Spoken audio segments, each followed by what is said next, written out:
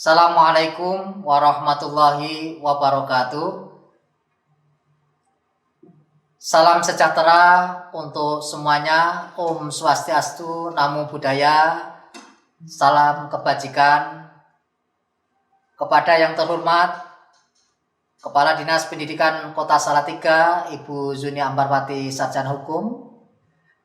Yang saya banggakan, anak-anakku ini yang sedang mengikuti masa pengenalan lingkungan sekolah atau MPLS tahun ajaran 2021-2022 untuk SD, SMP sekota Salatiga. Ya, sebelum kita mulai, perkenalkan dulu ya, dalam kesempatan ini bersama saya Sutomo, agen penguatan karakter Puspeka Kemendikbudristek, yang akan menyampaikan materi berkaitan dengan sosialisasi penguatan profil pelajar Pancasila dalam menyongsong generasi Indonesia Emas 2045. Oke anak-anakku, ini sebelum kita lanjutkan materi, maka kita yel-yel dulu ya. Jadi yel-yelnya biar semangat, imunnya kuat dan sehat. Jangan dikira di rumah tidak semangat, ya di rumah harus semangat. Maka ikuti gerakan Pak Tomo ini. Ayo, kalau Pak Tomo bilang siapa kita? Indonesia. Siapa kita? Pelajar Pancasila. Salam cerdas berkarakter. Oke. Ini yel-yelnya ya. Ini harus kalau belum hafal nanti diulang-ulang. Siapa kita? Indonesia. Siapa kita? Pelajar Pancasila. Siapa kita? Pelajar Pancasila. Salam cerdas berkarakter. Nah, itu nanti bisa menjadi motivasi kita untuk mengingat profil pelajar Pancasila dengan yel-yelnya yang Pak Tomo sampaikan. Oke, kita akan belajar bersama berkaitan dengan apa itu profil pelajar Pancasila. Nah, ini anak-anakku, peserta daring MPLS SD dan SMP sekota Salatiga. Kita bersama yuk, pentingnya profil pelajar Pancasila. Nah, ini ada 6 karakter profil pelajar Pancasila. Yang pertama yaitu beriman, bertakwa kepada Tuhan Yang Maha Esa dan berakhlak mulia. Yang kedua berkebinekaan global. Ketiga bergotong royong. Yang keempat kreatif, kelima bernalar kritis, dan yang terakhir keenam mandiri.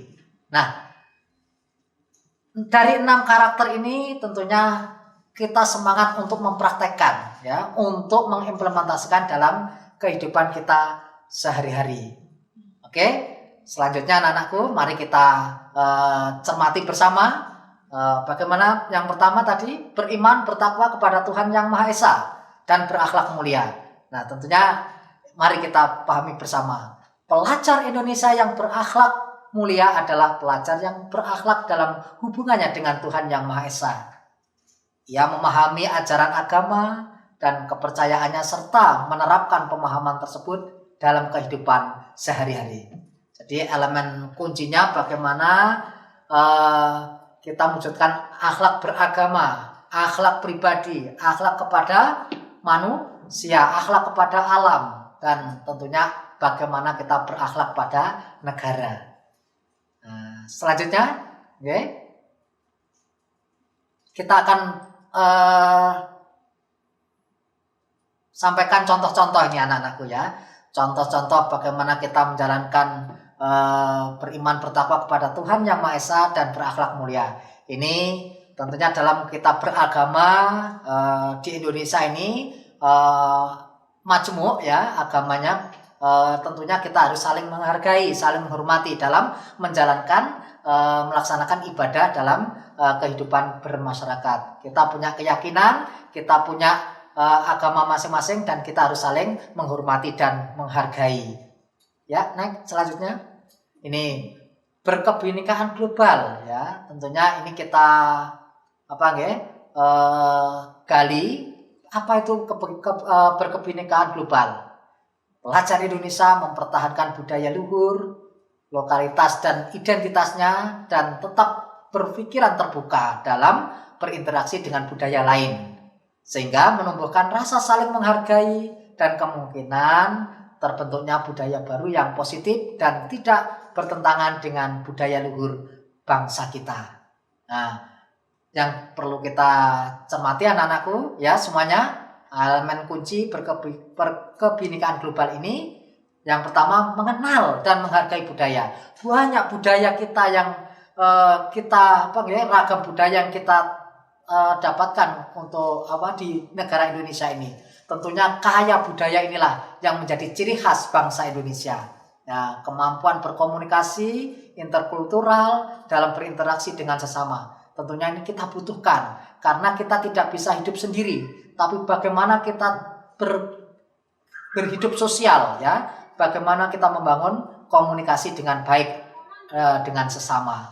Yang ketiga itu refleksi dan tanggung jawab terhadap pengalaman kebinekaan. Nah, tentunya tidak diragukan lagi bahwa Indonesia inilah ragam kebinekaan, dan tentunya mari kita jaga kebinekaan ini menjadi sebuah kekayaan bangsa Indonesia yang terus kita jaga bersama.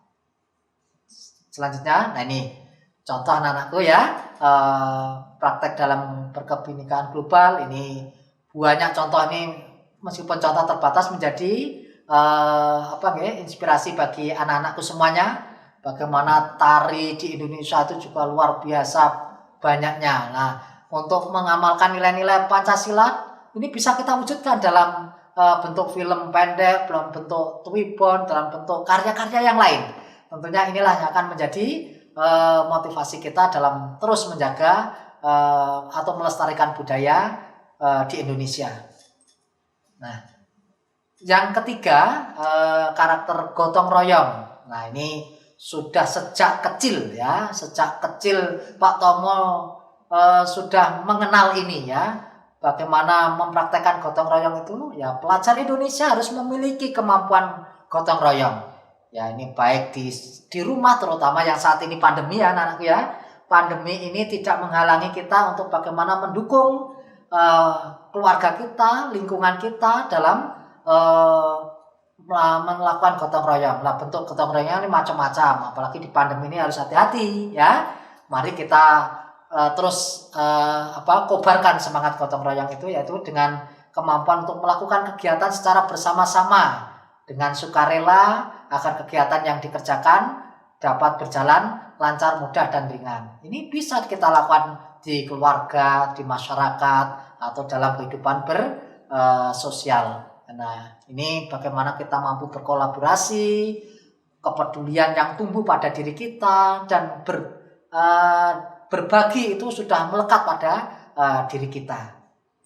Nah, ini kita memang jelas ya, tidak bisa hidup sendiri, tidak bisa hidup ya seorang diri, tapi kita adalah makhluk sosial. Kita harus mampu melakukan ya, beradaptasi, berkolaborasi dengan sesama teman-teman kita atau saudara-saudara kita.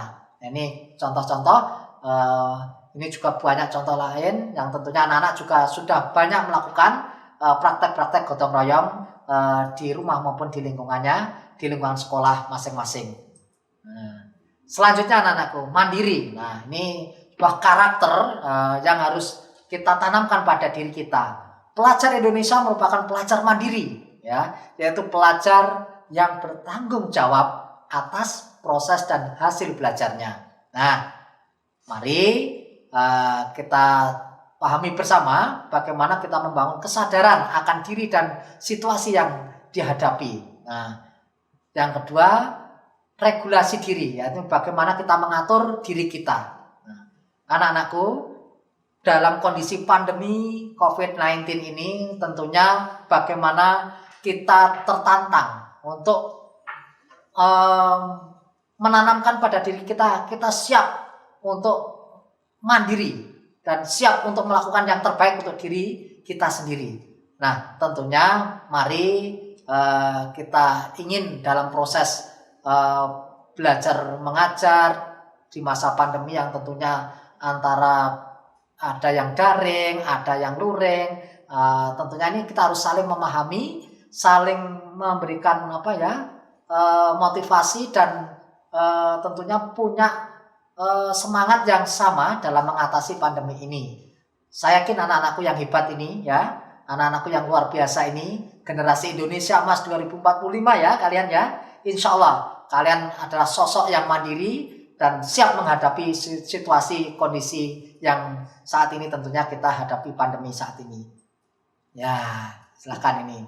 Masih ingat ya, ketika kita masih bersama sebelum pandemi itu kan ada kegiatan pramuka, ini ada polcil. Itu kalau saat pandemi sekarang ya pada sendiri itu, ya. Sendiri, mengerjakan sendiri, bertanggung jawab sendiri, menyelesaikan sendiri. Tapi itulah karakter yang harus kita tanamkan pada diri kita, mandiri. Ya. Dalam suatu kondisi apapun kita harus siap mandiri. Ya. Nih selanjutnya yang kelima anak-anakku, bernalar kritis. Nah, bernalar kritis. Nah, tentunya pelajar yang bernalar kritis ini mampu secara objektif memproses informasi baik kualitatif maupun kuantitatif. Ini membangun keterkaitan antara berbagai informasi, menganalisis informasi, mengevaluasi dan menyimpulkannya. Nah ini, saya yakin anak-anakku ya, anak-anak pelajar yang profil pelajar Pancasila ini insya Allah ya sangat luar biasa dalam kita menjalankan berpikir kritis ini, harus bernalar kritis ini harus kita tanamkan pada diri kita. Ya diantaranya bagaimana memperoleh dan memproses informasi dan gagasan. Nah tentunya ini anak-anakku tantangan kita saat ini.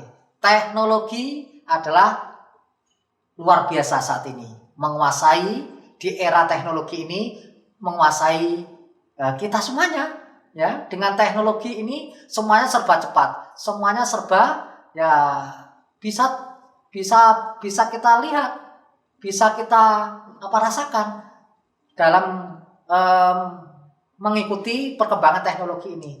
Tapi mari kita betul-betul bagaimana mampu menganalisis dan mengevaluasi penalaran secara kritis. Nah ini kemudian inilah contoh anak-anakku bagaimana bernalar kritis ini ya dimanapun meskipun daring itu bisa kita amati, tetap semangat anak-anak bertanya dengan Pak Mendikbud ya, dengan dimanapun kita bisa melaksanakan itu. Ada siswa juga bertanya pada Pak Wali Kota ya, bertanya pada Bapak Ibu Guru, bertanya kepada turis itu dengan keyakinan, dengan penuh semangat. Nah, itulah contoh-contoh bernalar kritis kita harus terus kembangkan pada diri kita. Nah, terakhir anakku, kreatif ini ya. Nah, saya yakin anak-anak semuanya adalah anak-anak yang hebat, luar biasa, kreatif. Nah, mari kita bersama-sama pelajar yang kreatif mampu memodifikasi dan menghasilkan sesuatu yang orisinil. Nah, saya yakin anak-anakku yang luar biasa ini mampu untuk menciptakan sesuatu yang positif, yang tentu punya makna, bermanfaat dan berdampak. Nah, ingat, kalian adalah generasi Indonesia Emas 2045.